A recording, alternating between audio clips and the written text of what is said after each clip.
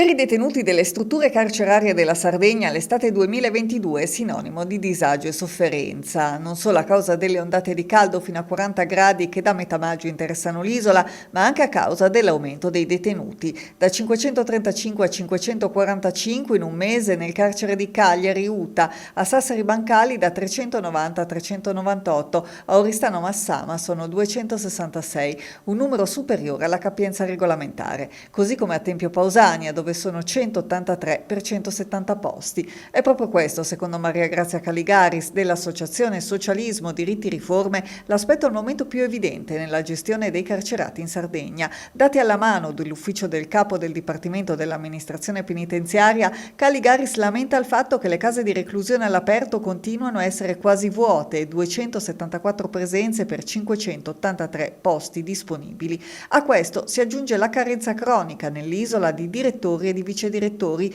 al punto che nelle ultime settimane un direttore, per consentire ai colleghi qualche giorno di ferie, ha dovuto farsi carico di 5 istituti su 10. Ma ora una soluzione all'orizzonte, secondo Caligaris. È stata infatti approvata la graduatoria definitiva dei candidati che hanno superato il concorso del maggio 2020, 20 anni dopo il precedente concorso, e che andranno a coprire i 57 posti a tempo indeterminato previsti. Un esito, conclude Caligaris, che tra un anno o poco più permetterà quindi di rimpinguare i vertici degli istituti penitenziari.